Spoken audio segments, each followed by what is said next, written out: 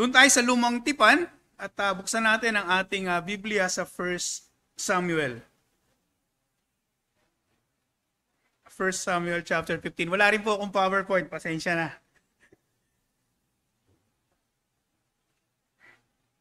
Ayaw lumabas eh.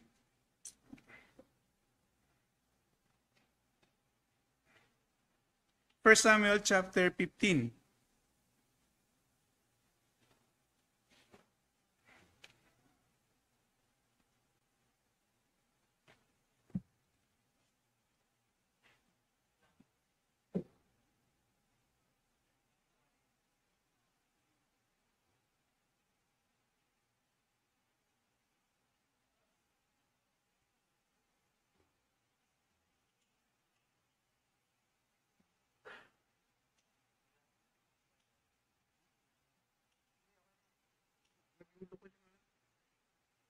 Sige, ang tatalakayin po natin itong buong chapter na ito, hahatiin ko po ito sa dalawang bahagi, no? Ang title po ng topic kong ito hanggang mamayang umaga ay patungkol po sa sin, rebuke, and consequence. So sin, rebuke, and consequence. Yan po ang ating tatalakayin sa umagang ito. At alam po ninyo, ang 1 Samuel, yan po ang simula ng pagiging hari ng o monarchy ng isang bansa. At makikita natin kung saan ang 1 Samuel, ang unang hari ay si King Saul. Ano? At isang malaking pagpapala ito na magkaroon ng hari ang Israel na sa pangunguna ni Saul at ipinagkaloob ng Diyos. Bagaman ito ay hiningi ng mga Israelita na bigyan sila ng hari, ikinasakit ito ng damdamin ni Samuel at saka ng Diyos kasi meron naman talaga silang hari.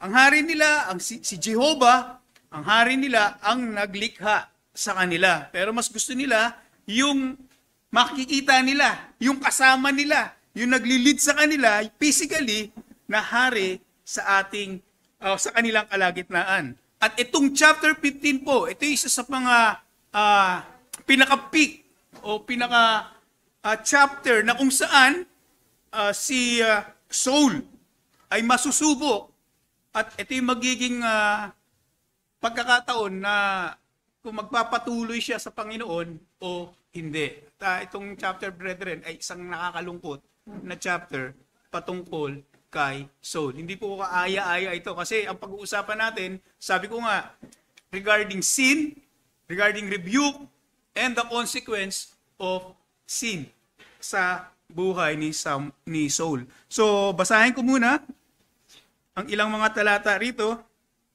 Mamaya, titignan natin. Verse 1, 1 Samuel chapter 15, verse 1. Then Samuel said to Saul, "The Lord sent me to anoint you as king over his people, over Israel. Now therefore, listen to the words of the Lord. Thus says the Lord of hosts, I will punish Amalek for what he did to Israel, how he sent himself against him on the way while he was coming up from Egypt. Now go and strike Amalek and utterly destroy all that he has, and do not spare him, but put to death both man and woman, child and infant, ox and sheep, camel and donkey." Then Saul summoned the people, numbered them in Telaim, 200,000 foot soldiers and 10,000 men of Judah. Saul came to the city of Amalek and set an ambush in the valley. Saul said to the Kenites, Go down from among the Amalekites, so that I do not destroy you with them. For you showed kindness to all the sons of Israel when they came up from Egypt. So the Kenites departed from among the Amalekites. So Saul defeated the Amalekites. From Havilah, as you go down to Sur, which is east of Egypt, he captured Agag, the king of the Amalekites, alive, and utterly destroyed all the people with the edge of the sword.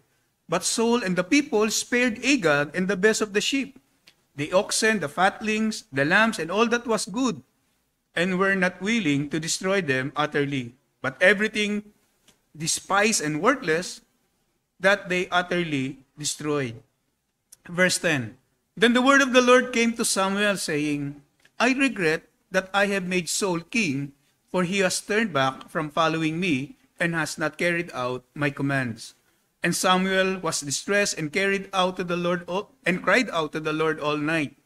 Samuel rose early in the morning to meet Saul, and it was told Samuel, saying, Saul came to Carmel, and behold, he set up a monument for himself, and turned and proceeded on down to Gilgal. Samuel came to Saul, and Saul said to him, Blessed are you, of the Lord. I have carried out the command of the Lord. But Samuel said, What then is the bleating of the sheep in my ears, and the lowing of the oxen which I hear? Saul said, They have brought them from the Amalekites, for the people spared the best of the sheep and oxen to sacrifice to the Lord your God. But the rest we have utterly destroyed. Then Samuel said to Saul, Wait, and let me tell you what the Lord had said to me last night. And he said to him, Speak. So hanggang dito na lang muna tayo at mamaya babasahin pa natin ito kasi napakahaba nitong chapter na ito, no?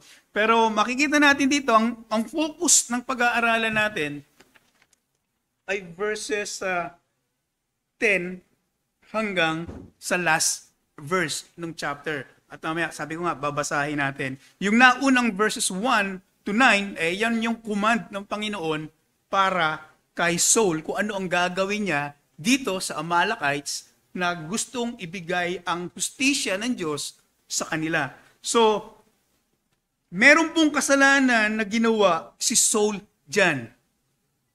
Na siya lang ang nakakaalam, hindi ko alam kung alam ng Israel, pero alam niya na mayroong kasalanan si Saul.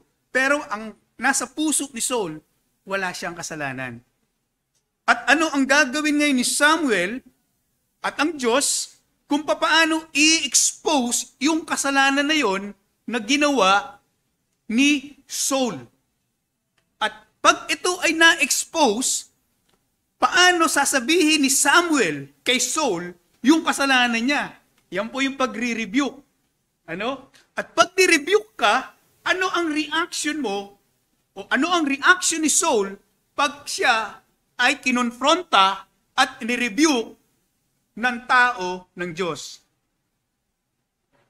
Dapat maganda yung result nun, ano? Pag kinonfront ka. Pero ang makikita natin dito, sa huling verses ng chapter na ito, ay may consequence. So sa gitna, may problema.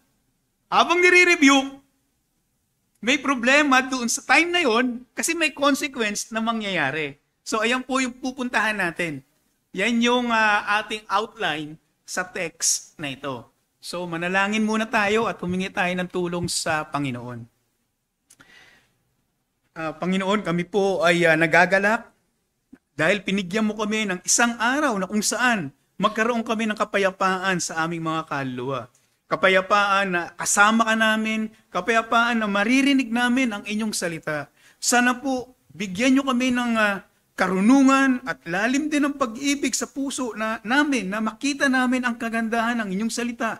Na para sa ganun, maging baon namin ito sa pagpapalakas ng aming kaluluwa.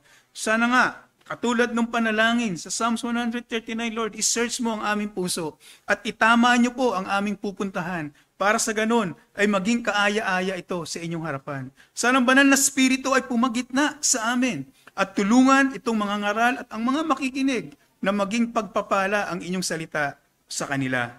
So, samahan nyo kami, Panginoon. Nawa, maluwalhati kayo sa amin. In Jesus' name we pray. Amen. So, makita natin, magsisimula po tayo, hindi doon sa binasa natin. Kung hindi, dito sa verse 10 pababa.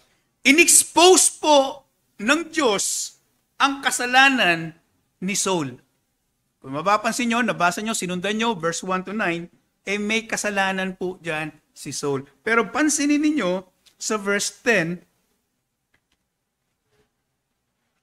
ng ating salita. Then the word of the Lord came to Samuel, saying, I regret that I have made Saul king, for he has turned back from following me and has not carried out my commands. So may direct command po ang Diyos kay Saul. Kaya lang, bago natin i-discuss yun para tuloy-tuloy, pansinin lamang natin yung salitang regret. I regret. No, siguro, mag-iisip kayo, sa ibang konteksto kasi, sa ibang translation, yung regret, parang nag-sorry ang Diyos nung tinawag niya si Saul bilang isang hari. No? Ang tanong ko nagkasala ba ang Diyos? May pagkakamali ba ang Diyos na kailangan niyang magkaroon ng regret sa kanyang puso? Alam ko, maaga pa at nagpapainit pa tayo. Pero yun ang tanong.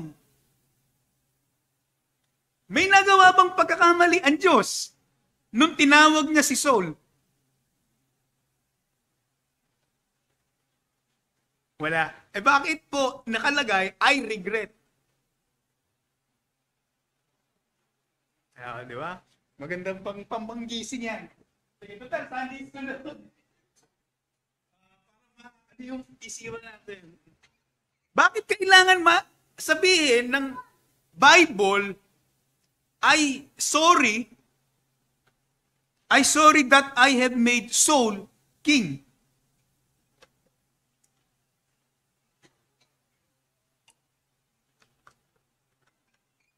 No?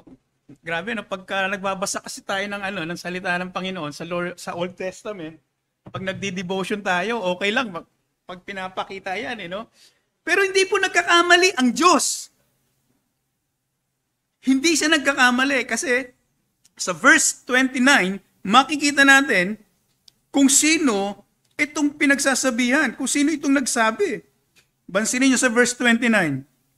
Also, the glory of Israel will not lie or change his mind, for he is not a man that he should change his mind. So, hindi nagkakamali ang Panginoon. Paano at bakit sinabi, I regret? Bakit may sorry? Alam po ninyo, ang salitang ito ay ginamit na kung saan po ay ipinapakita bilang mga tao, tayo, para ipakita yung emosyon ng Diyos para maintindihan natin. Di ba? May salita na sinasabi natin, God is Spirit. Pero pag sinabi natin, the hands of the Lord speaks of power, di ba? The eyes of the Lord is everywhere. Oh, sabi natin, Spirit ang Diyos. Bakit may mata, may kamay? Naglalakad sa Garden of Eden. Ito po ay isang pagpapaliwanag para maintindihan natin na ang Diyos natin, sa kanyang kadakilaan, infinite siya, tayo, maintindihan natin na may damdamin din ang Diyos.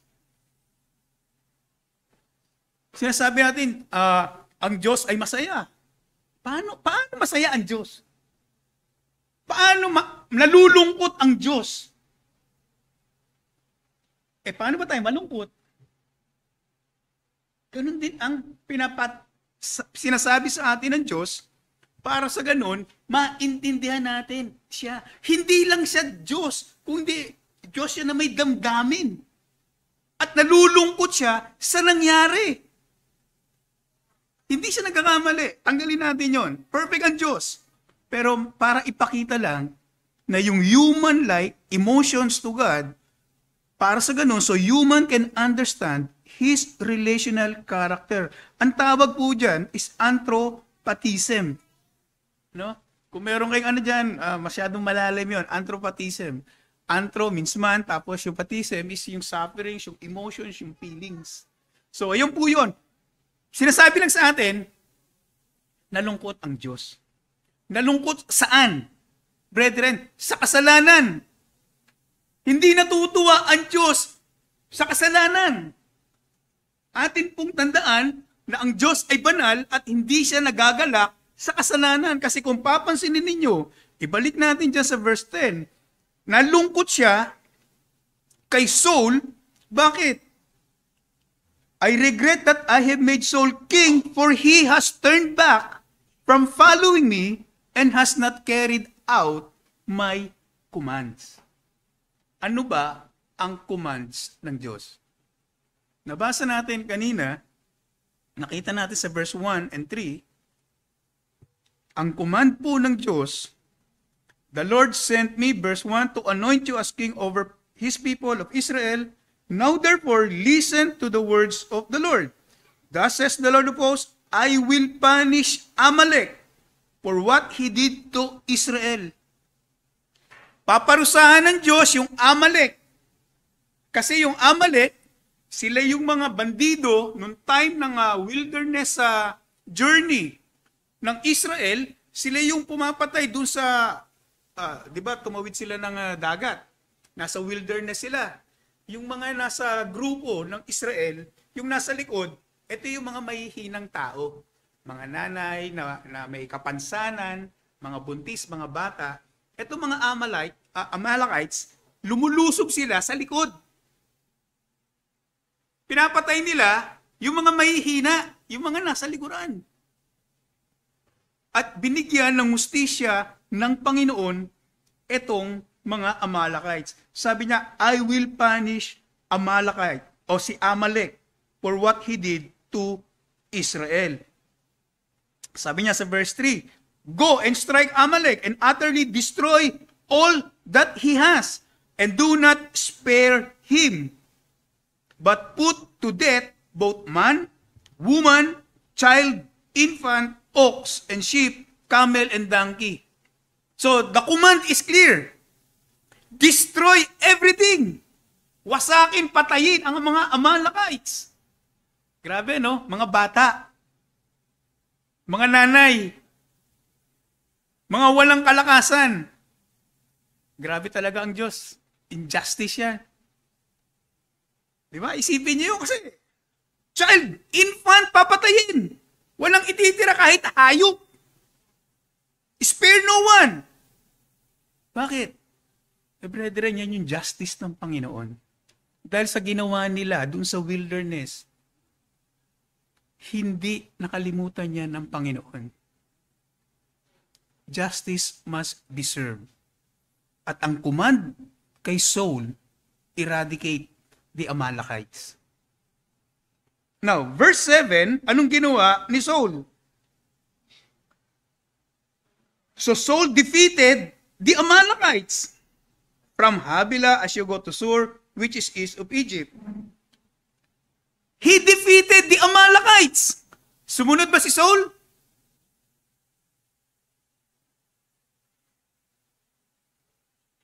Tanong yun. Sumunod pa si Saul. He defeated the Amalekites.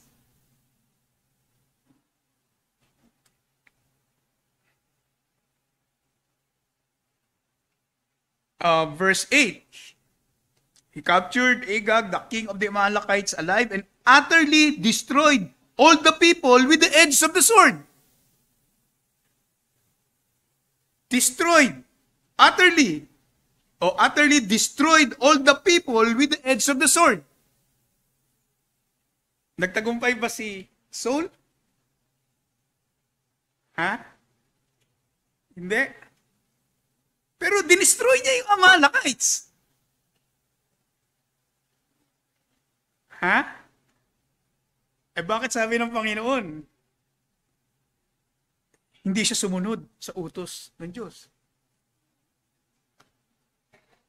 Ano kaya sa palagay nyo? Sumunod ba si Saul o hindi? Hindi. Bakit hindi?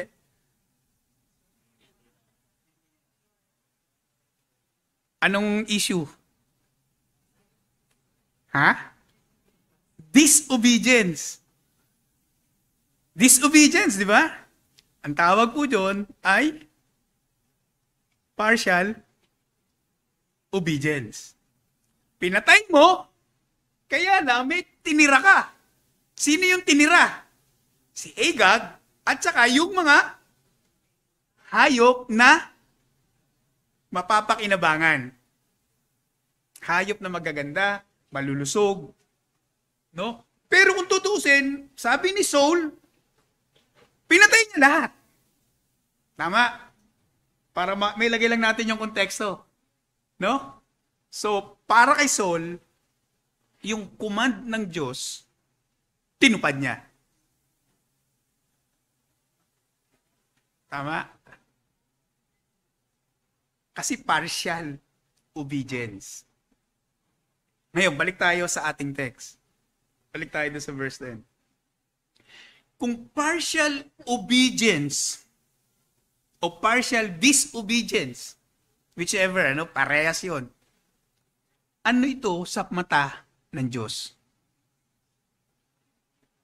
Sa mata ng Diyos, ito ay complete, full disobedience. Klaro ang command, pero ang ginawa, partial. Whether partial obedience o disobedience. Pero sa mata ng Diyos, isa lang ang pangalan niyan. Disobedience. Kaya pag tinignan natin muli, itong verse 10, nalungkot ang Panginoon sa pagtawag kay Saul bilang isang hari ng Israel. Kasi akala niya, tinawag ka bilang isang hari, dapat, kung maganda ang ginawa sa iyo ng Diyos, dapat andoon na rin yung pagsunod mo ng maayos. Hindi yung half-hearted. Dapat kumpleto. Diba? Ang ganda ng blessing sa iyo. Ginawa kang hari. Itinaas ka. Galing ka doon. Alam niyo po ang trabaho ni Saul?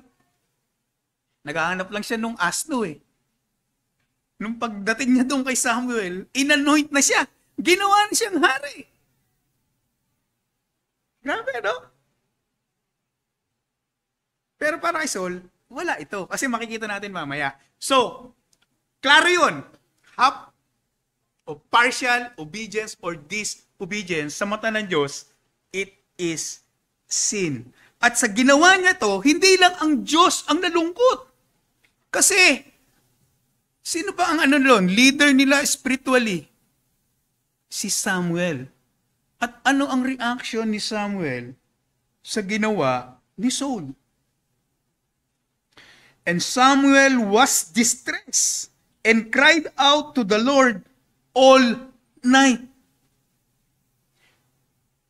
Kung ordinaryong tao na siguro to si Samuel, walang epekto yun eh. Pero ito si Samuel may puso. May puso na kung ano ang mangyayari sa isang tao sa kanyang kaluluwa. Si Samuel ang siyang nag-anoint kay Saul. Si Samuel ang instructor ni Saul. Spiritual guidance ang ibinibigay ni Samuel kay Saul. E nung nagkasala si Saul as a leader, spiritual leader, yung heart niya, brethren, nalungkot. Alam niyo, to apply it sa atin, bilang isang iglesia, sa mga leader, isang mabigat na kalagayan namin ang makita ang isang kapatid na nagpapatuloy sa kasalanan, na ang tingin niya, hindi kasalanan yung kanyang ginagawa. Mahirap yun. Mabigat sa puso ng mga pastor, ng mga tunay na pastor na may damdamin sa kanyang mga tupa. Nakakalungkot. And in fact, sabi nga rito, napakaganda ng description kay Samuel. Nung na-distress siya, he cried out to the Lord all night. Hanggang gabi. Buong gabi, pinapanalangin niya. At ano kaya ang pinapanalangin niya kay Saul?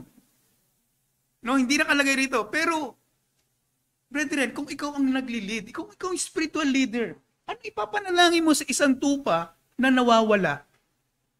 Na nawawala ng landas? Pagpipray mo yung kaluluwa niya na makita niya yung kasalanan. Ipagpipray mo kung lalapit ka sa kanya at iko-confront mo siya, brethren, dapat alam mo kung paano. Hindi ganun kadali ang mag-confront ng isang taong nagkakasala. Pero sige, magpatuloy tayo, no? Pero yun ang sitwasyon. Yun ang sitwasyon. So, unang-una, nakita natin, nalungkot, yung mga nalungkot ang Diyos, nalungkot si Samuel as a spiritual leader, as a prophet. Yung point na ito, inexpose na ng Diyos ang kasalanan ni Saul kay Samuel as a man of God. Di ba? Ikalawang bahagi. Paano inexpose ng Panginoon ang kasalanan ni Saul? Inexpose mismo ni Saul yung kanyang kasalanan. Verse 12. Samuel rose early in the morning to meet Saul, and it was told Samuel, saying, Saul came to Carmel, and behold, he set up a monument for himself, then turned and proceeded on down to Gilgal. May nangyayari po sa ginagawa ni Saul. Ano yung nakita natin na ginawa ni Saul dito sa verse na to? Ha? Anong ginawa ni Saul?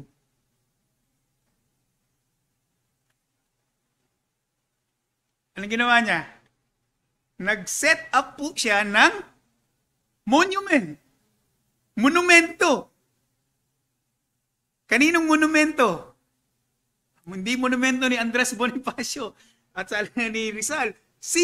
Kaninong monumento yun? Ha? Kanino? Kay Saul. Tama? Nakalagay dyan. Saul came up to Carmel, and behold, he, Saul, set up a monument for himself. Bakit? Para lang tanungin natin yung text, bakit kailangan sa gitna nito may monument?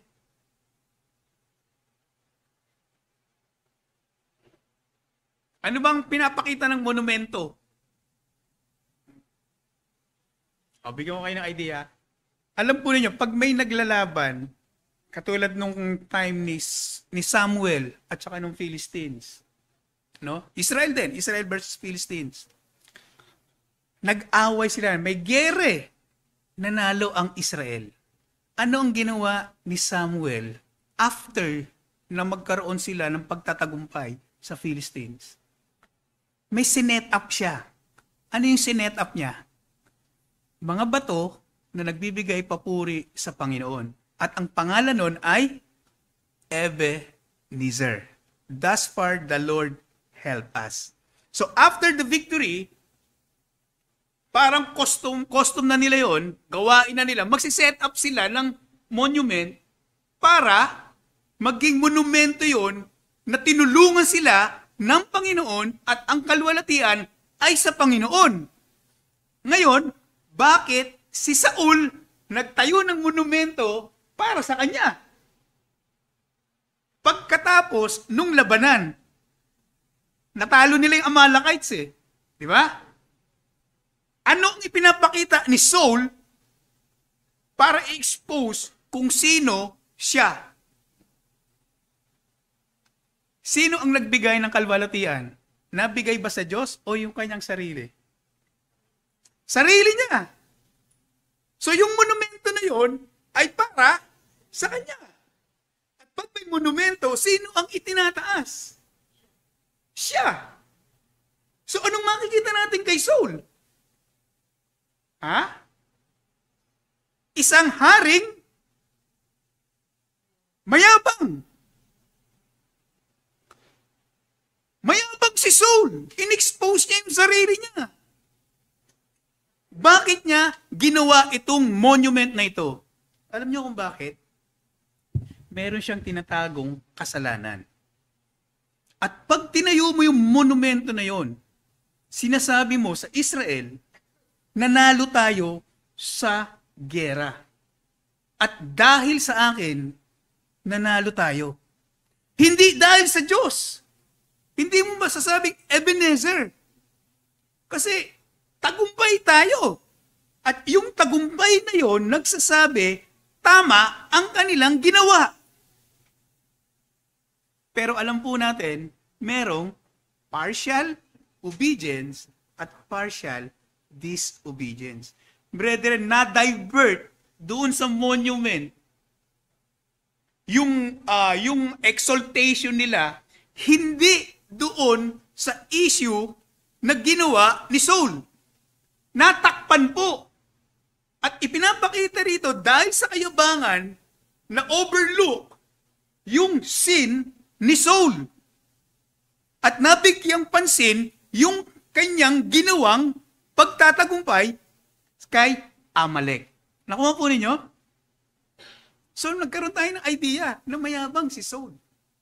At yung yabang na yon, sinasabi rin sa atin, alam niyo yung pride, binubulag ang isang tao sa katotohanan.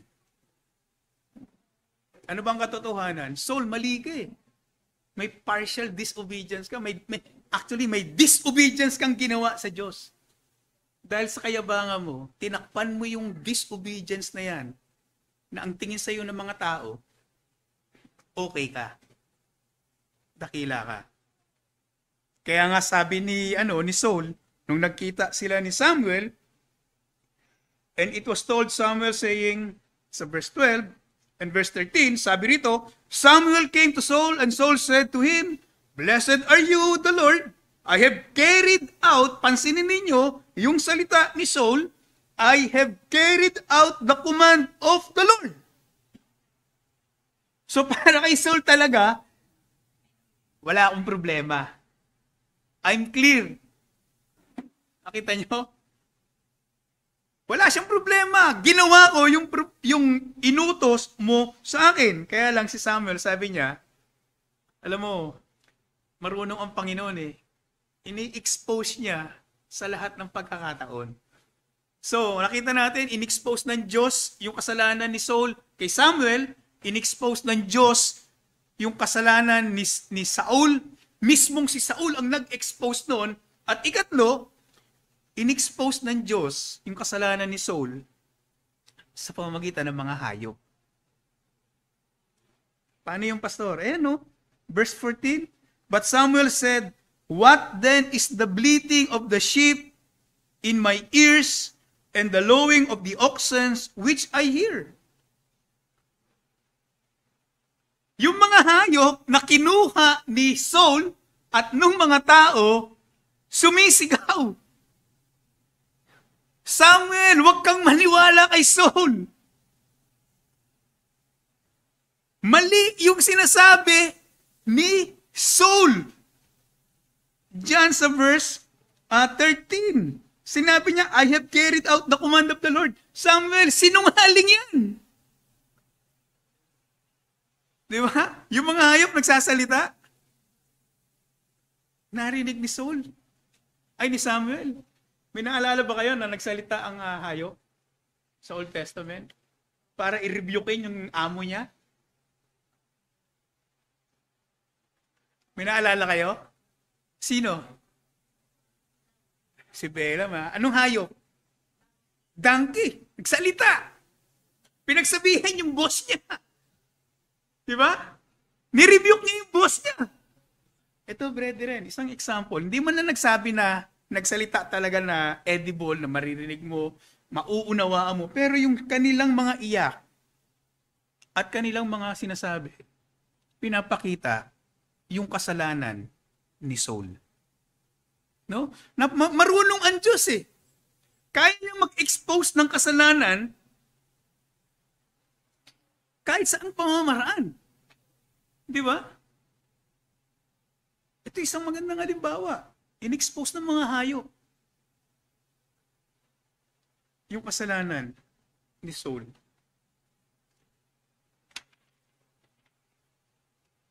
Hanggang oras ba ako? 10? Sige. So, ayun, in-expose. So, makikita natin, brethren, ang Diyos, sa kasalanan ng tao, pwede niyang expose sa lahat ng pagkakataon. In-expose niya kay Samuel, in-expose niya mismo yung sarili niya na maging mayabang siya, at kahit yung mga hayop. In fact, marami ding pagkakataon na ini-expose tayo sa ating mga kasalanan, sa preaching ng salita, at sa iba pang mga bagay sa ating mga buhay. So, yan po ang nakita natin. In-expose ng Diyos Ngayon, yung second part, makikita natin sa verse 16, yung rebuke naman ni Samuel. Kasi nakita na sila. Ano? Rebuke naman ang makikita natin dito. Paano pa tayo mag-rebuke?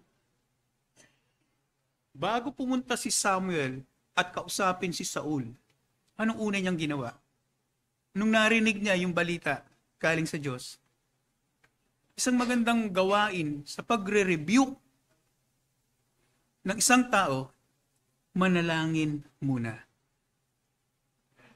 Diba? Si Samuel, he cried out to the Lord all night. Manalangin muna. Ang nangyayari kasi sa atin, pag nagre-rebuke tayo, nasaktan tayo, diretso ka agad sa tao, ayun na, away na. Diba? Pero si Samuel, isang magandang halimbawa, mag-pray ka muna, humingi ka ng tulong sa Panginoon. At kung galit na galit ka, mag-take time ka muna. I-reset mo muna yung heart mo. Huminga ka muna ng malalim. Bago kayo mag-usap. Bago mo puntahan yung tao. At ganun ang ginawa ni Samuel. Ayun ang unang step na napakaganda. Nanalangin muna. Ikalawa, anong ginawa niya? Naghintay siya ng pagkakataon para kausapin si Saul. Di ba si Saul, nung umalis na si Samuel, si Saul, iba ang ginagawa. Nagtayo ng monumento, naghintay lang siya. At nung nagkita na sila, ano ang unang ginawa ni Samuel? Pinakita niya ang goodness ng Panginoon. Verses 16 to 18. Hindi siya kaagad dumiretso sa issue. Pinakita niya, tinawag ka ng Panginoon. Naging hari ka ng Israel. Ikaw ang namumuno ngayon sa kanila. Hindi niya kaagad kinonfront. No? Pero alam niyo, may pagkakataon naman na pwedeng i-confront agad. Si Paul, kinonfront niya si Peter. Publicly, on the spot. Kinonfront niya sa Galatians chapter 2. Pero may bang pagkakataon naman na binibigyan tayo ng time para maging mahinahon sa pagre-rebuke. So, depende na lang sa sitwasyon na gagamitin ninyo. Pero dito, bilang isang tao ng Diyos, kinonfront niya sa pamamagitan ng mahinahon, diplomasyang pamamaraan. Ano? So, yan po ang nangyari. Kinonfront niya ito si Saul. At kung mababasa natin yan, ayaw magsisi ni Saul. Nung kinonfront niya, sinabi niya, ito ang command ng Panginoon, bakit hindi mo ginawa? Grabe, no? Ito yung ginawa mo eh. Nag-disobey ka sa Panginoon. At yung sinasabi mong obedience, hindi, disobedience yan. At ang maganda sa pagre-rebuke, brethren, gamitin ninyo yung salita ng Panginoon na katulad ng ginamit ni Samuel. Huwag nyo nang dagdagan ng personal na issue. Kasi yan po ang nangyari. Sabi sa verse 19, sabi ni Samuel, why then did you not obey the voice of the Lord? Bakit hindi ka nag-obey sa Panginoon? Command yun. Klaro yung command eh. But rush upon the spoil. So, brethren, itong mali natin sa pagre-review, nauuna yung personal na issue kesa sa salita ng Panginoon. Sana maging maingat tayo na kung ano ang issue, dun lang. Pag-usapan ng issue, hindi yung mga ibang personal na issue.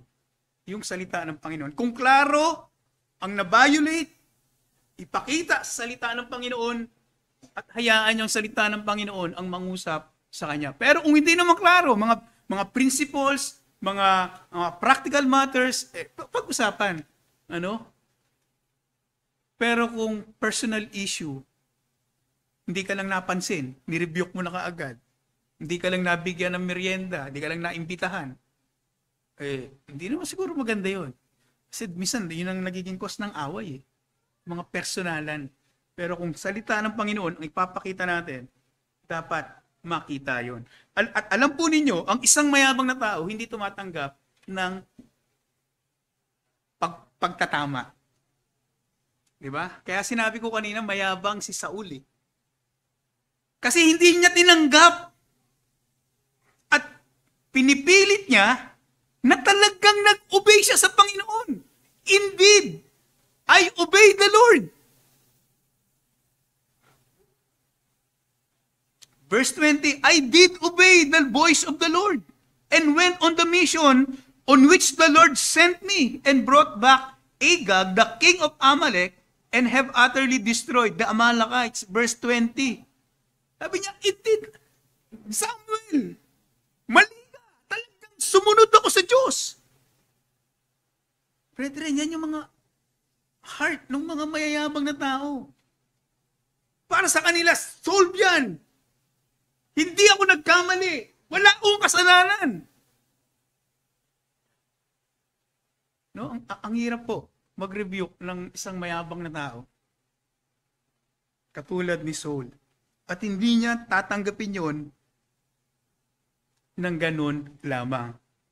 At dahil si Samuel ay isang tao ng Diyos, in-expand niya po, in-explore niya, o in-explode niya yung kasalanan nung disobedience ni Saul. Ano po ang nakalagay dyan? Sa verse 21 na tayo. But some people took some of the spoil. O verse 22. Samuel said, has the Lord as much delight in burnt offering and sacrifices as in obeying the voice of the Lord?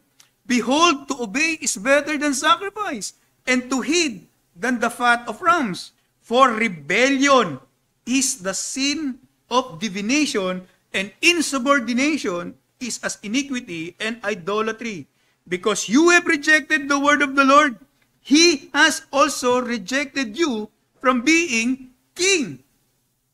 Ano pong makikita natin dyan? Bakit in-spare si Agag at saka yung mga hayop? Para sa offering. Ang gandang pakinggan, ano? Pero ano sabi ni Samuel? Hindi ko kailangan yan. Ang kailangan ko, Saul, yung puso mo na sumusunod. At maraming taong ganyan. Pero ang requirement ng Panginoon, yung heart, yung puso mo. Kahit na malaki ka magbigay ng tithes. Kahit marami kang natutulungan. Pero kung ang puso mo ay disobedient, kung ang puso mo ay hindi mo kinikilala ang Diyos, walang kahulugan yan.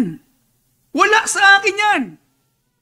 In fact, yung disobedience mo, kung ating titignan yan ay rebellion.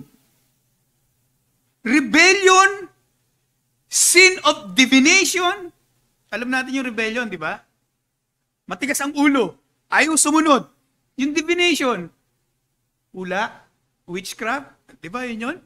Bakit kailangan na ipasok yung divination? Kasi alam nyo, yung mga hula, hindi ka satisfied sa salita ng Diyos. Kaya gusto mo ng special revelation. Yung divination, yung hula, yun yung nagbibigay sa iyo ng ibang kaalaman, katuruan. So yung disobedience mo, yung sinasabi mong partial obedience o partial disobedience, rebellion yan sa mata ng Diyos. Divination yan sa mata ng Diyos. At yung divination, alam mo, at yung pride, alam mo, hindi ka aya-aya sa mata ng Panginoon. At yan ay may mabigat na kaparusahan. Hindi lang yun. Ang tawag pa rin dyan, insubordination, iniquity, kamalian, kamangmangan, at idolatry. Ano, bakit naman napasok ang idolatry? Di ba? Ang layo. Kung titignan natin, divination, para layo. Idolatry. Bakit idolatry? Ayaw mo sumunod sa Diyos eh. Eh, sino susundin mo? Sarili mo. Anong tawag doon? Idol. Mayabang ka kasi. Ang isang taong mayabang, ang pinipraise niya, yung sarili niya. Grabe, no? Idolatry, insubordination, iniquity, divination, rebellion. Soul, yan ang sitwasyon mo. Hindi yan obedience. Disobedience yan.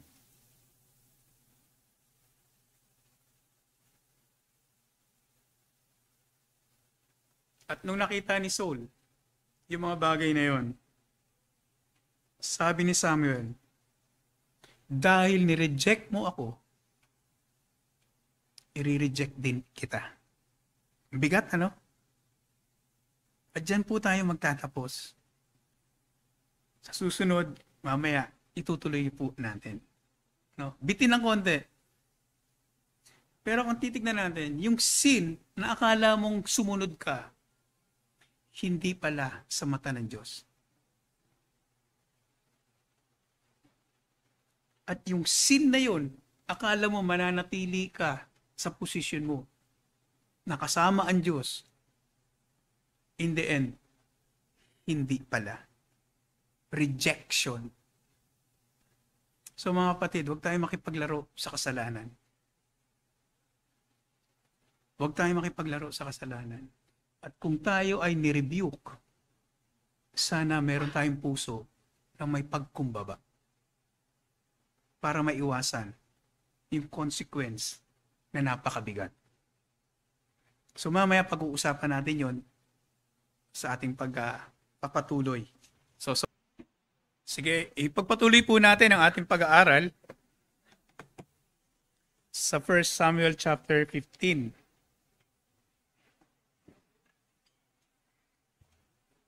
Sige, basahin ko po ang verse 24.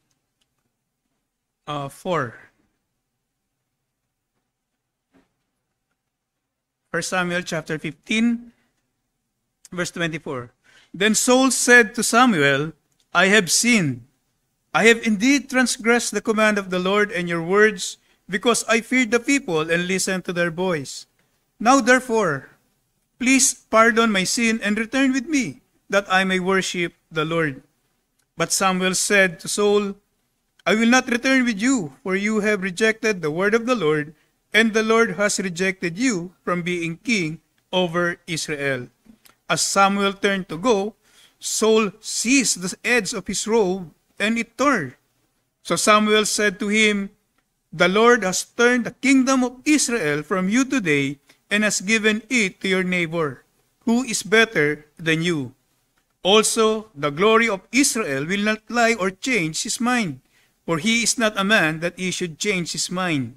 Then he said, I have sinned, but please honor me now before the elders of my people and before Israel, and go back with me, that I may worship the Lord your God. So Samuel went back following Saul, and Saul worshipped the Lord. Then Samuel said, bring me Agag, the king of the Amalekites. And Agag came to him cheerfully. And Agag said, surely the bitterness of death is past. But Samuel said, as your sword has made women childless, so shall your mother be childless among women. And Samuel hewed Agag to pieces before the Lord at Gilgal. Then Samuel went to Ramah, but Saul went to his house at Gibeah of Saul. Samuel did not see Saul again until the day of his death, for Samuel grieved over Saul, and the Lord regretted that he had made Saul king over Israel. So, ayan, no, nakakalungkot yung ending. Bakit nagkaganon? Well, nakita natin kanina, may direct command ang Panginoon, at ang command na yon, eradicate yung mga Amalekites. Walang ititira kahit isa. Pati hayop kasama. Pati mga babae, mga bata kasama. Papatayin. Ganun ang hustisya ng Panginoon. Ano? Dahil sa ginawa nila sa Israel. So, binibigyan lang ng diin, yung paggiganti ay nasa kamay ng Panginoon. Ano? Justice must be served. Kaya lang, ang ginawa ni Saul, sumunod nga siya, pinatay niya yung mga Amalekites, pero meron siyang tinira. Tinira po niya si King Agag at yung mga hayop na mapapakinabangan. At dahil doon, pwede na sana, no? Kung ano, pwede na natin sabihin, okay na yan, Saul. Total, may mapakinabangan naman mga hayop. Maganda naman ang layunin para sa Panginoon, iaalay sa Panginoon. Pwede. Kaya lang, sa mata ng Panginoon, hindi po totoong kumpleto na sinunod ni Saul ang utos ng Diyos. Kaya nga tawag natin doon kanina, partial obedience. So sa mata ng Diyos, pag may inutos, kalahati lang yung ginawa mo, kasalanan yon. Mga bata, pag sinabi ng magulang, ganito ang gawin mo, ang ginawa mo kalahati, anong tawag doon, mga bata? Disobedience. Kaya minsan napapalo kayo. Kasi maliwanag ang instruction eh. No? Ganun ang Panginoon. Maliwanag ang instruction, hindi mo sinunod. Sa kanyang mga mata, hindi tama. So may partial disobedience. Actually, sa mata ng Diyos, disobedience yun. Akala ni Saul, tama yun. Sa kanyang pananaw, tama yun. Basta sumunod ka lang ng konti, gumawa ka lang na mabuti, okay na yun. Kaya, nung nirebuke siya ng Panginoon o ni Saul o ni Samuel, hindi siya sumang-ayon sa rebuke. Talagang pinanindigan niya na tama ang kanyang ginawa at hindi kasalanan sa mata ng Diyos. Pero alam niyo po, gustong ilagay ng Diyos sa puso ni Saul o ni Samuel sa puso ni Saul ang katotohanan para sa ganun siya ay magsisi at yung consequence ng sin niya ay mabawi. Gustong makita ni Samuel kay Saul mismo yung puso niya ay susunod sa Panginoon at mananatiling tapat hanggang huli si Saul. Kaya niya ginagawa ang mga bagay na ito. Pero para kay Saul, walang epekto ito. So magpatuloy tayo sa pag-aaral natin at makikita natin, nagsisi ba si Saul sa kanyang kasalanan? Hindi. Hindi, nagrepent siya rito eh. No? Nakita natin, nabasa natin, nagrepent. Anong klaseng repentance ang ginawa ni Saul at bakit may consequence? Kung nagsisi ang isang tao, bakit kailangan pang i-apply yung consequence na yon na nabasa natin kanina? So, yun lamang po yung ating tatalakayin. Mag-pray muna tayo, humingi tayo ng tulong sa Panginoon para sa ating pag-aaral. Lord, gabayan niyo nawa kami, samahan niyo kami sa chapter na ito na sana po magbigay ito ng buhay sa aming mga puso't kaluluwa at maging handa rin kami mamaya sa Lord's Supper meditation namin na sana po ay maging klaro din ang aming puso na maging karapat-dapat sa paglapit namin sa inyo. Pagpalain mo nawa itong mga bagay na ito na aming pag-uusapan sa inyong mga salita ay sana mai-honor ito sa puso ng bawat isa sa amin. In Jesus' name we pray. Amen.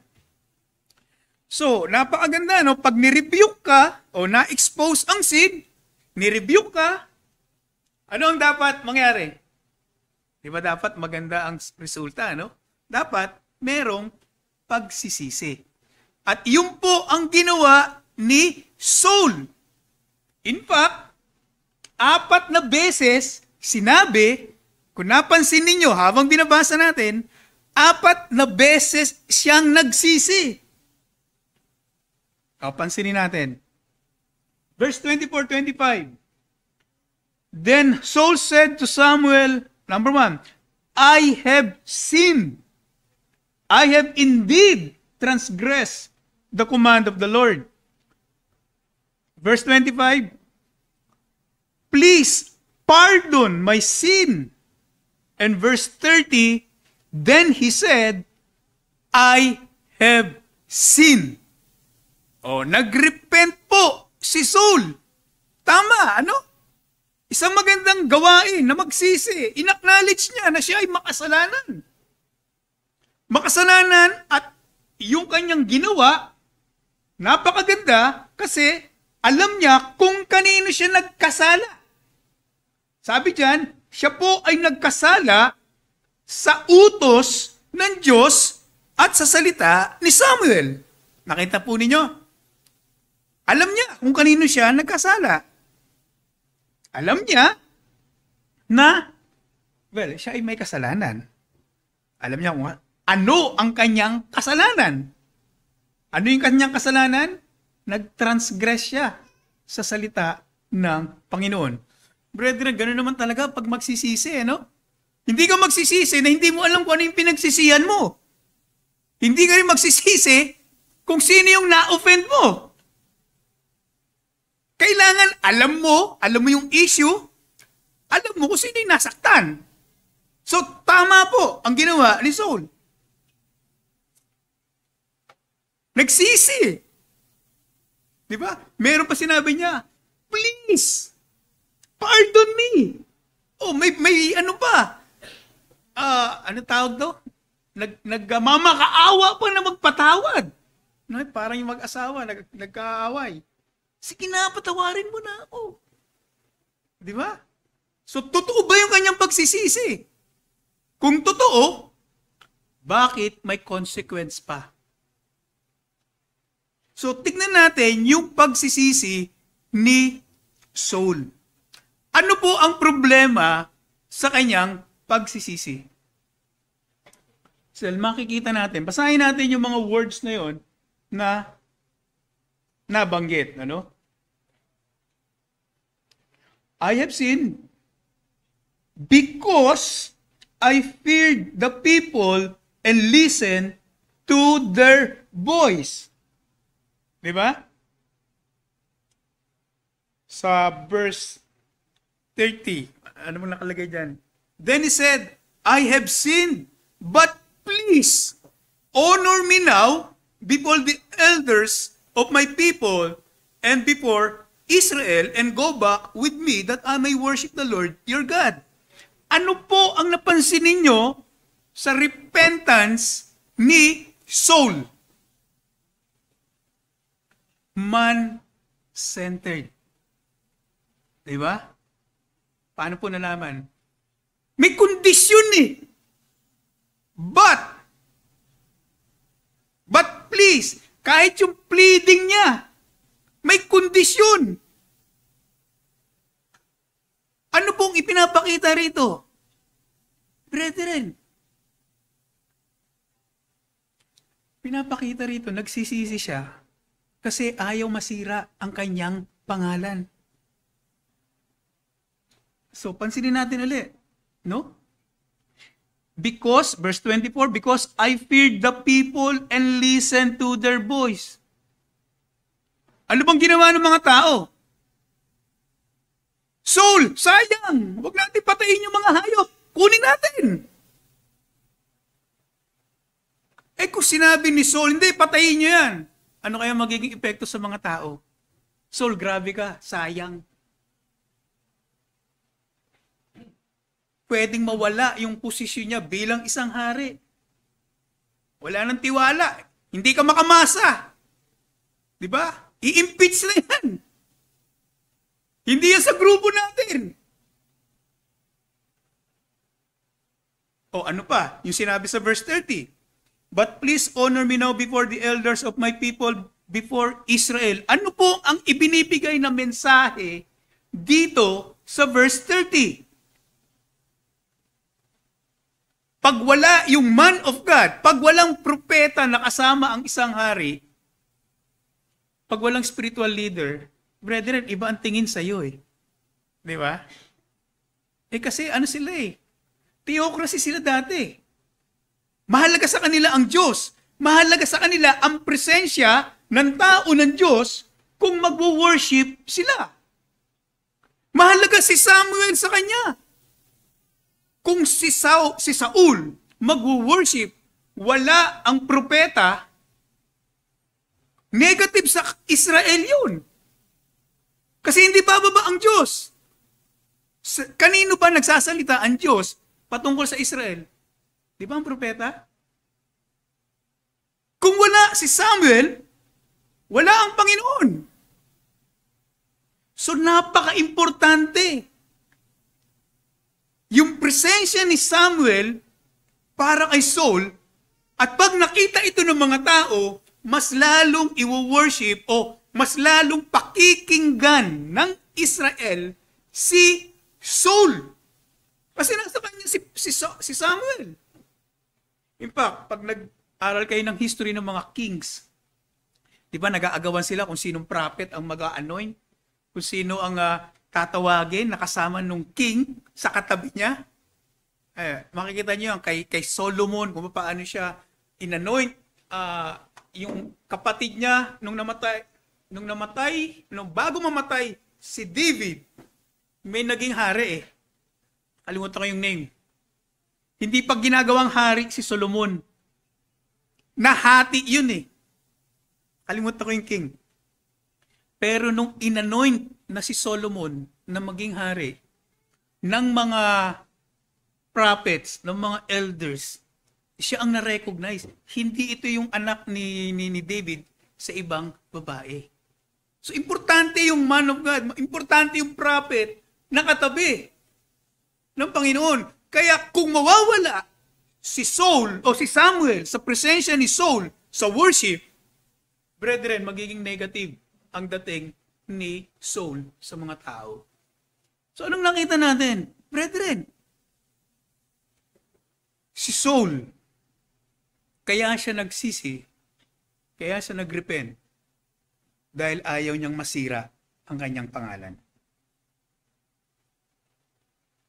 No? Mas gusto niya pang maging pabor ang mga tao sa kanya kaysa yung pabor ng Diyos sa kanya. Kaya hindi po totoo na nagsisi si Saul. Kahit na sabihin niya, indeed, please honor me now. At maganda pa yung kanyang motibo. We will worship the Lord. Kahit nais niya sumamba, pero mali ang kanyang motibo. In fact, meron pa nga dyan, makikita natin na kung saan, sabi ko nga kanina, nag-plead siya, no? Now therefore, sa verse 25, please pardon my sin and return to me that I may worship the Lord. Andun yung pleading.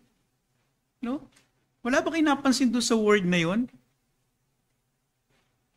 Please pardon me of my sin and return with me that I may worship the Lord. Parang may manipulation na nangyayari. Napansin nyo ba?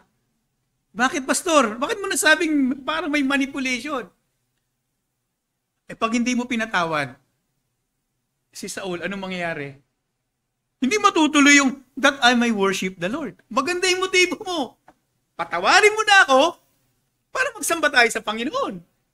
O kung hindi mo ako pinatawad, lagot ka.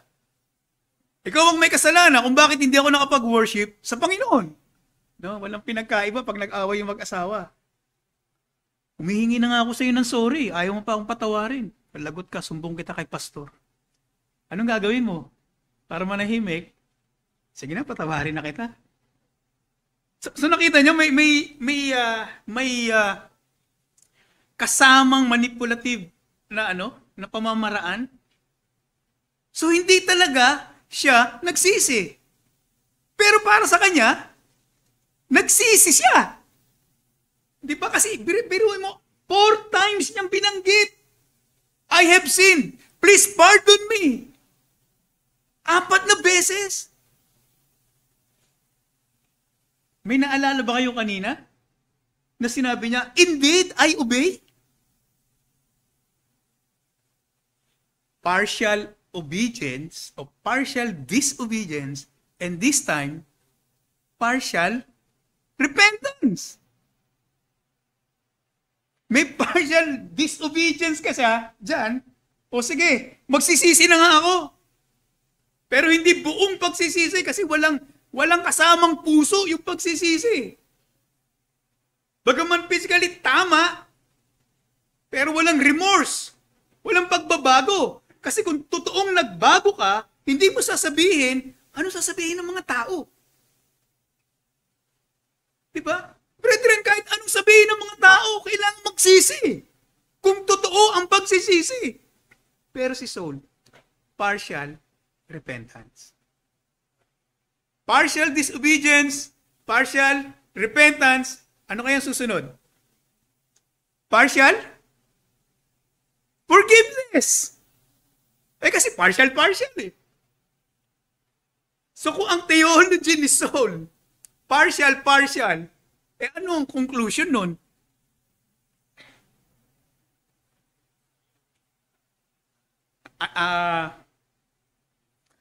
Sa equation, di ba may equals? Ano yung dulo, no? Kasi partial.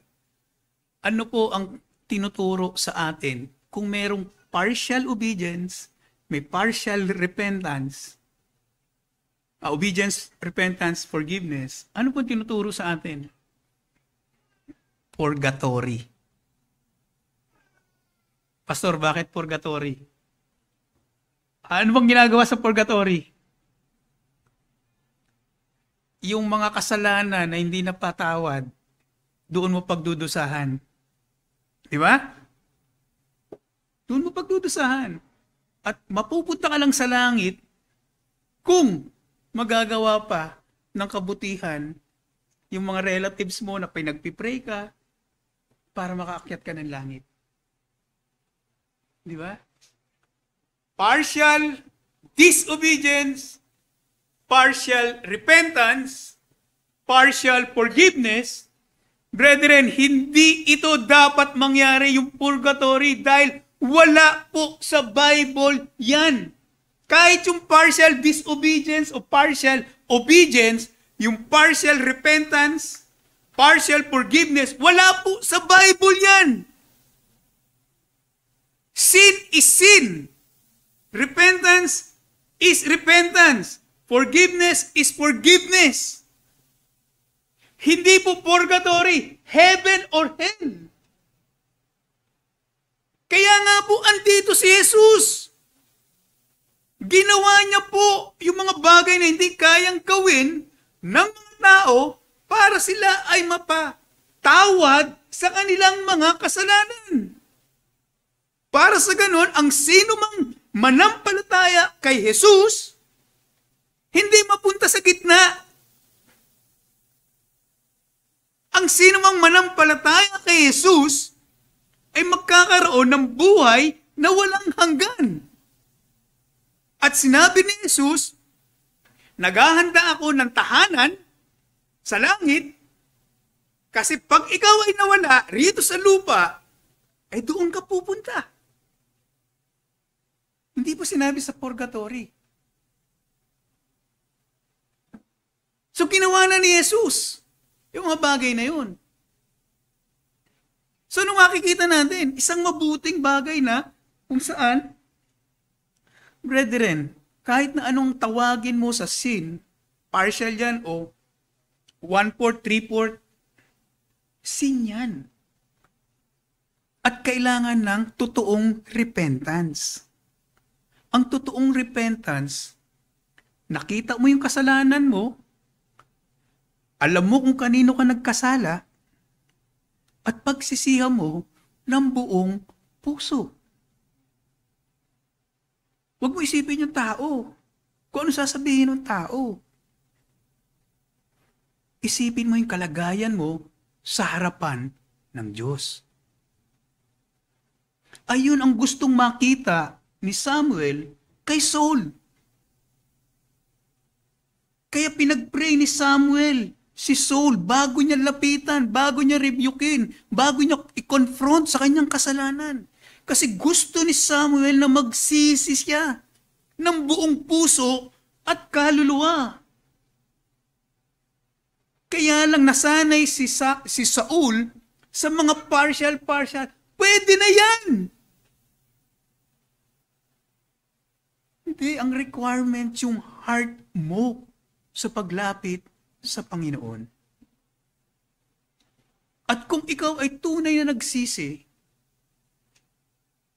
dapat makita yun sa iyong buhay. Brethren, makikita mo yung yabang ni Saul. Ang iniisip pa rin niya yung kanyang kalagayan sa harapan ng tao. Alam nyo, ang pinakamahirap talaga magsisi yung mayabang. Yan ang tao. Napakahirap kahit na anong sabihin mo, kahit ituro mo na yung salita ng Panginoon, kahit yung asawa mo, kontra na sa'yo, yung mga kaibigan mo, kontra na sa'yo. Grabe talaga, no? Hanggat di gumagawa yung grace ng Panginoon sa kanya, hindi siya magsisisi. Pero yun ang mark po ng isang mayabang na tao. Di ba sabi ng Panginoon, sabi ni Jesus, mas madali pa nga yung camel pumasok doon sa butas ng karayom. Kaysa yung mayaman, na mataas ang tingin sa sarili. Pero yun po ang kailangan. Yung pagsisisi ng buong puso at kaluluwa sa harapan ng Panginoon. At si Saul, wala po noon. At kahit tawagin niya pa si Samuel, nung umalis na si Samuel, hinila niya yung kanyang robe. Brethren, para lang humingi ng kapatawaran, ng maling kapatawaran, ay hindi nagbago ang desisyon ng Diyos. Kaya nga naisulat yung verse 29 dyan, na kung saan, para kay Saul ito also the glory of Israel will not lie or change his mind, for he is not a man that he should change his mind. Saul, ayaw mo magsisi, ganito ang mangyayari sa'yo. Nakakalungkot para kay Saul, biro mo, isang hari, kinikilalang hari. Tapos, babaliwalain niya ang Diyos sa kanyang buhay. In fact, kaya nga siya nandoon dahil sa Diyos Dahil tinawag siya ng Panginoon. Kaya lang, binaliwala niya yun. Dahil ipinakita sa atin kung sino siya, ang kanyang kayabangan ang nangibabaw kesa ang pag-ibig niya sa Diyos sa kanyang paghahari. So, yun, napakabigat. Nung nangyari yun, may repentance pero hindi totoo yung repentance. Napaka self-centered o man-centered yung kanyang repentance. Kahit na yung mga iba pang mga talata na kung saan nabanggit dyan na talagang siya ay kumilala sa kanya. Now, ito pong ginawa ni Saul, yung partial repentance na yan, nagbunga ng hindi maganda at kaaya-aya sa kanya. Ano po ang nangyari? Sabi sa verse 26, at yung consequence, yung part 2, but Samuel said to Saul, I will not return with you, for you have rejected the word of the Lord, and the Lord has rejected you from being king over Israel. Nakakalungkot, mga kapatid, ang sinapit ni Saul. Ano po yun? I will not return with you. Si Samuel yun. Hindi na ako pupunta sa iyo. Dahil nireject mo ang salita ng Panginoon. Wala nang prophet na pupunta kay Saul. Gaano kahalaga ang prophet? Yung salita ng Panginoon. Yun ang means na maunawaan mo yung salita ng Panginoon, yung kalooban ng Panginoon sa pamamagitan ng mga propeta nung time nila. Pero hindi na pupunta ron si Samuel. At ganun din ang Diyos.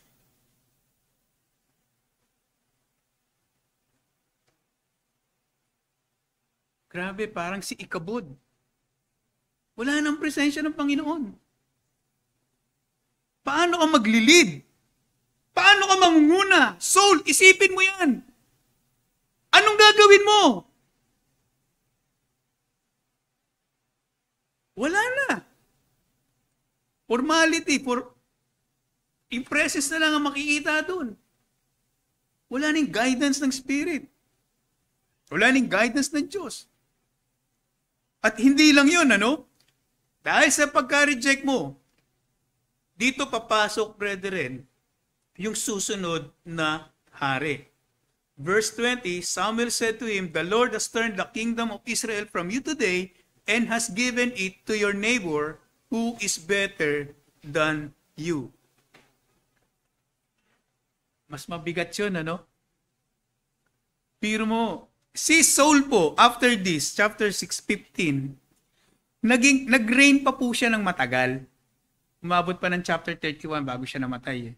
Kasi may pumasok na isang hari na makikilala sa chapter 16, walang iba kung hindi si David. Ano? Isipin niyo si David, isang shepherd boy. Tapos si Saul, isang hari. Ano sinabi diyan? Nung hinati na yan at ibinigay sa ibang tao, which is your neighbor, si David po, saan nakatira? Sa Judah. Si Saul sa Benjamite tribe siya, no? Magkatabi lang yon. At yung prophecy na ito ay pinapakita na yung kapitbahay mo ang magiging susunod na hari. At isang masakit dito, at pag sinabihan ka, anong nakalagay dyan? Who is better than you? Parang sinampal ka sa mukha. Mas magaling pa sa'yo ang ipapalit ko. Grabe, no? Parang ka nasa opisina, ang ganda-ganda ng opisina mo ron, tapos pinilakang, you're fired. Bakit? Kasi ipapalit ko sa'yo, mas magaling pa sa'yo. Hindi ka na, tamad ka na. Mabigat yun, paano kay Saul? Bilang isang pinuno, na ang papalit, yung kapitbahay ko, na mas magaling sa akin. At iyon ay nakasealed na sa pangako ng Panginoon kasi sinabi niya sa verse 29 na ano, yan ang aking desisyon, hindi ako magbabago, hindi ko papalitan yan. Yung kapitbahay mo ang susunod na hari, bagaman ikaw ay maghahari pa ng matagal sa iyong kalagitnaan. Grabe, no? Nakakalungkot. Pagkatapos, ano pa? Alam niyo po, si Saul, talagang yung yabang niya, nasa kanya eh. Kaya nga nung verse 30, na nabanggit na rin natin kanina, gusto niya na pumasok pa rin si Samuel sa kanya at sambahin kasama ng mga tao. Diba sa verse 30? So Samuel went back following Saul and Saul worshiped the Lord. Pansinin niyo, so verse 30, nakita natin, nag-request si si Saul, na inamin niya na nagkasala siya, pero samahan siya sa pagsamba sa Panginoon. Sa verse 31, bumalik si Samuel kay Saul, sumama, pero ano po ang nakita natin dyan? So Samuel went back following Saul, and Saul worship the Lord. Hindi po sinabi, Samuel and Saul worship the Lord. Bakit ganon? Bagaman sumama si Samuel kay Saul. Alam po ninyo, bumalik lang si Samuel, hindi dahil kay Saul, kung hindi dahil sa verse 32 na i-execute si Agag, i-execute yung justice ng Panginoon para kay Agag. So, sinamantala ni Saul yung pagbalik ni Samuel sa kanya para ipakita sa mga tao na okay si Samuel at saka si Saul. Kung ano nyo? Grabe, no? Para ka lang na may dumating dito na politician Sumingit ka, nagpa-picture ka, at sinabi mo, oh, kaibigan ko yan. Di ba? Para sinabi ni Saul, oh, tignan niyo kasama ko si Samuel. Worship na tayo. Talagang ganting ano.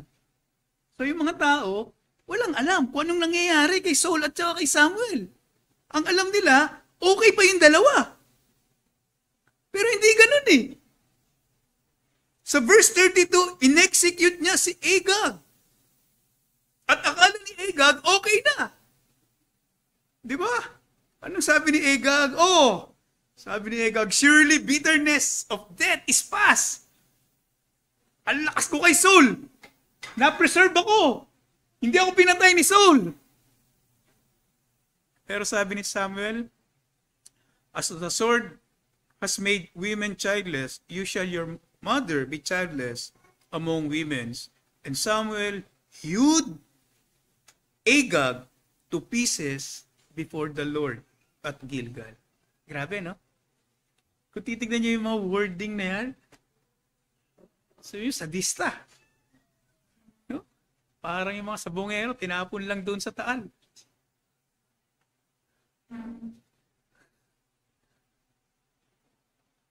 Pero alam niyo yung justice ng Panginoon, ganong kalupit. Kasi tama ang katarungan yung justice ng Panginoon. Kaya mga kaibigan, huwag kayong makipaglaro sa Diyos. Kasi yung puot ng Diyos, mas grabe pa rito kay Saul o kay Samuel, yung ginawa kay Agag. Ito pinag-chop-chop-chop lang eh. Yung justice ng Panginoon, brethren, friends, sa impyerno, pagbabayaran yung kasalanan doon. At doon sa impyerno,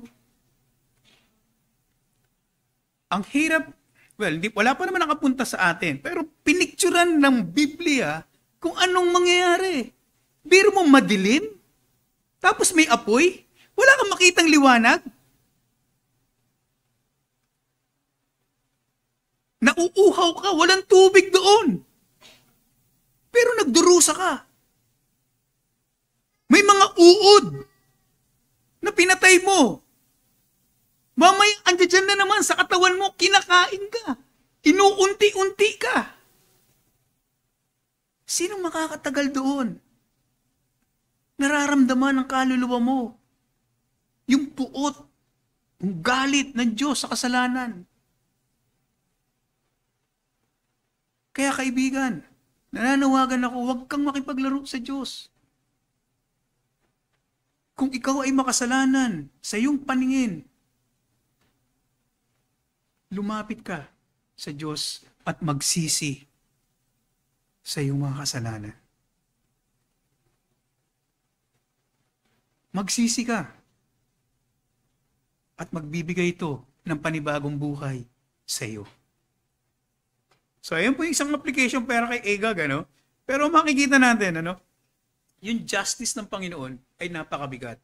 At balikan natin si Samuel at saka si Saul. Nagkita sila. Kita ng mga tao na parang okay, pero hindi okay. Kasi ano nyo, yung kay naninto sa verse 34, then Samuel went to Ramah, but Saul went to the house, went up to his house at Gibeah and Saul. Samuel did not see Saul again until the day of his death, for Samuel grieved over Saul. Brethren, isang malungkot na pangyayari, magkahiwalay ang isang tao ng Diyos sa isang taong iniwanan ng Diyos. Malungkot! At in fact, brethren, sa isang church, ang isang kapatid, madisiplina, mahiwalay sa isang iglesia, malungkot yun. Hindi masaya yun. In fact, mag-execute ka ng discipline sa church, hindi po natutuwa ang mga elders. Para lang makabawi sa inyo? Hindi po. Kasi gusto ka lang paalisin? Hindi! Ang isang pastor na may pag-ibig sa kanyang mga tupa, bago mangyari yung meeting ng excommunication o discipline, yung puso ng pastor durog na. Dito ka lumaki sa church. Dito mo natutunan ang ebanghelyo. Dito ka lumago. Dito magkasama tayo sa prayer meeting. Magkasama tayo sa fellowship. Magkasama tayo sa mga public meeting patungkol sa Diyos. Tapos i-excommunicate kita, i-discipline kita. Maghihiwalay tayo ng landas. Brethren, mabigat sa puso yun. Bagaman siguro sa ibang mga brethren, ay salamat, pastor. Dinisiplin mo. Hindi, mabigat yun. Yan ang naramdaman ni Samuel. Naghiwalay sila. In fact, sa chapter 16, kung titignan niyo yung Bible niyo, sa chapter 16, hanggang dyan sa chapter 16, nalulungkot si Samuel. Verse 1, sinabi doon, Now the Lord said to Samuel, How long will you grieve over Saul? Mabigat po sa isang nangunguna na magdisiplina ng isang kapatid. Bagaman dapat gawin dahil may kasalanan na sinasabi sa Biblia at ayaw magsisi sa kanyang ginagawa. Hindi po masaya. Kaya nakikiramay ako rito kay Samuel. Hindi na sila nagkita.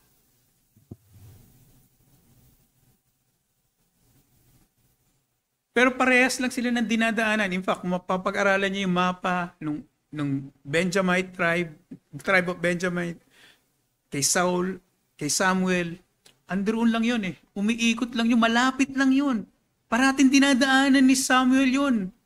Yung lugar ng Benjamite. Pero hindi na sila nagkita. At napakalungkot, napakabigat ng sitwasyon na yun. At hindi lang yun.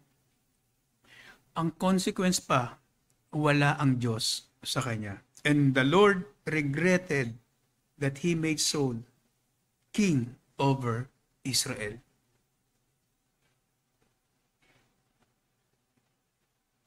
Grabe. Mawala na lahat, wag lang ang Diyos. Mawala na ang lahat.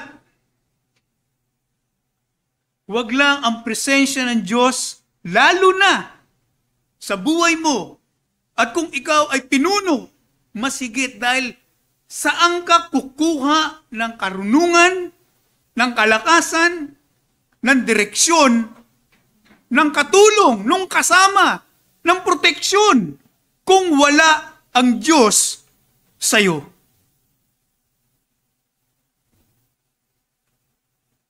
Mahirap po. Lalo na naranasan mo ang gawain ng Diyos sa iyong buhay. At pagkatapos, iiwanan mo ang Diyos. Brethren, mahirap. Mahirap lumakad ng walang Diyos. Ikabod.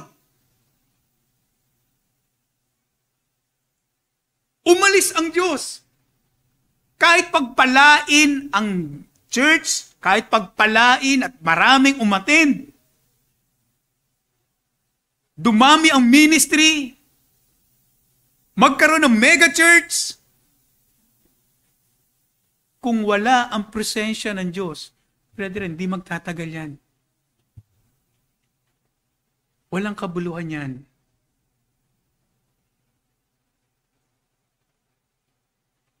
Hindi lang nagsisi sa ginawa sa buhay niya. Grabe yung consequence. Bagaman nagpapatuloy si Saul bilang isang hari sa Israel, pero wala ang Diyos. Alam niyo naman siguro ang kwento para kay Saul, di ba? Ano nangyari nung wala si Saul? Wala ang Diyos. After chapter 15, papunta hanggang chapter 31, sino ang kinonsult niya? Naalala nyo? yung manghuhula, yung witchcraft. Namatay na si Samuel.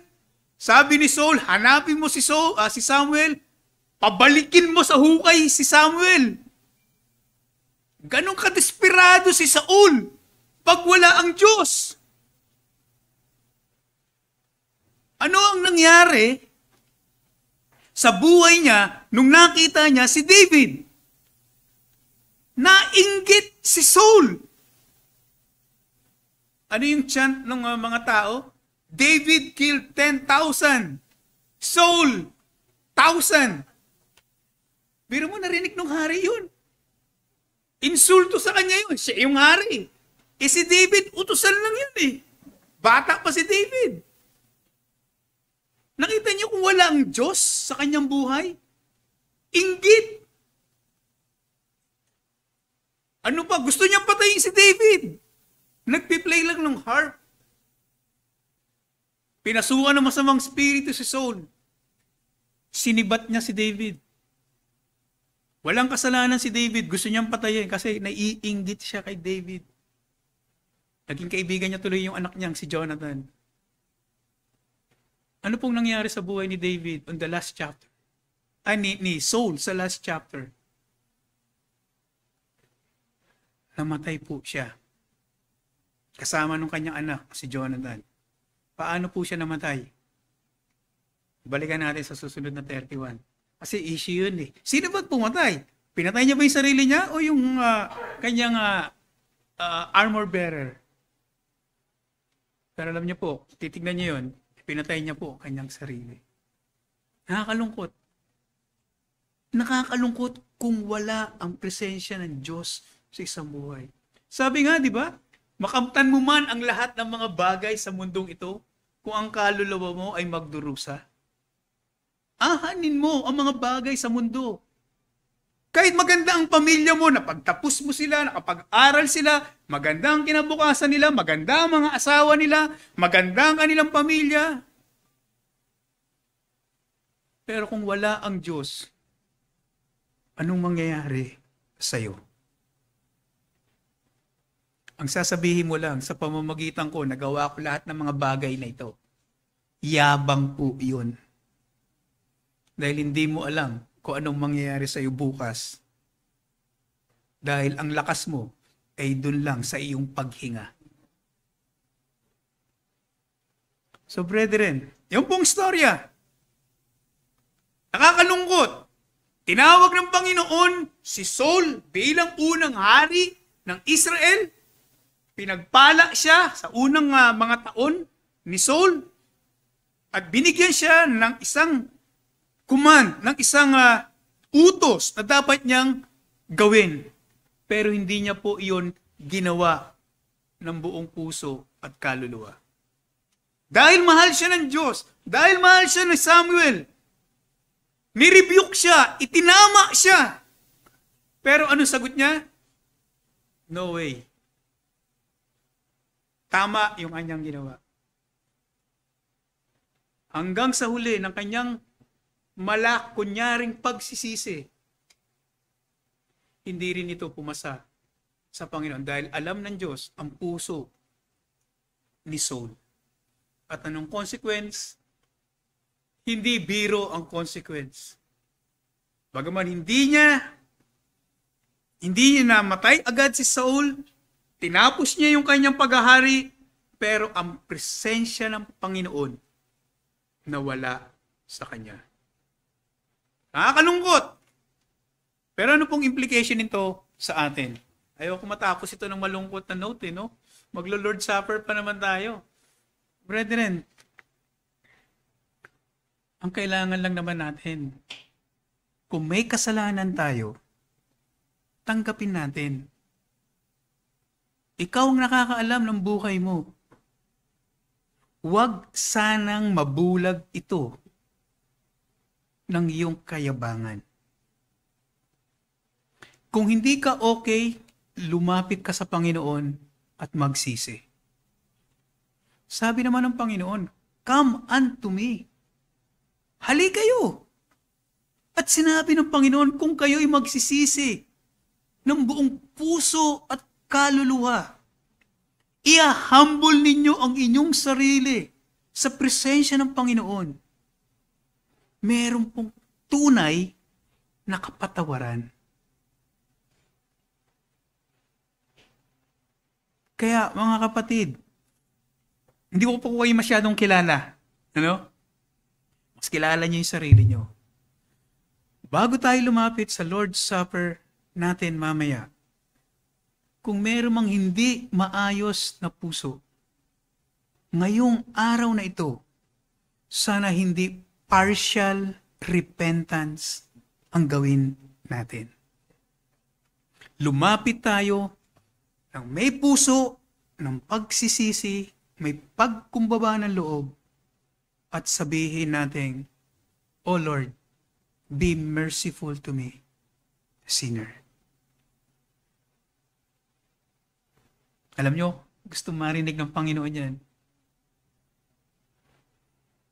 He who confesses his sin, I will forgive all your transgression. 1 John. So magsimula tayo ng bagong buhay, mga kapatid. Tapusin natin ngayon at mag-move on tayo sa biyaya ng Diyos, sa kapatawaran ng Diyos, sa bagong buhay na kanyang ipagkakaloob sa atin. Kaya sana kung lalabas tayo mamaya sa lugar na ito, pagkatapos natin ng Lord's Supper proper, sana bagong buhay ang nasa atin, bagong kalakasan na lumakad ng may kaayusan. So mga kapatid, salamat sa Panginoon at hindi niya tayo bibiguin kung lalapit tayo na may pagkumbaba ng ating mga puso. At kaibigan, mabigat ang consequence po ng kasalanan. Kaibigan, makinig ka. Mga bata, makinig kayo. The wages of sin is death. Pag ikaw ay namatay, kaibigan, mga bata, kahit na ikaw ay bata, ang kamatayan mo ay magpakailanman. Pero sabi nga ni Jesus, but the free gift of God, ano yun? Buhay na walang hanggan kay Kristo Jesus. Kaibigan, lumapit ka kay Kristo sa daan ng pagsisisi at pananampalataya.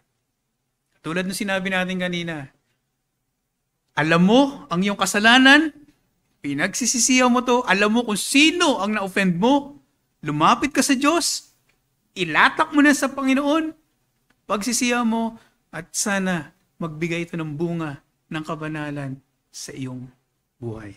Tayo po ay manalangin.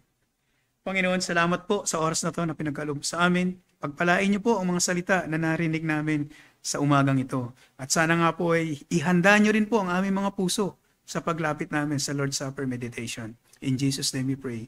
Amen.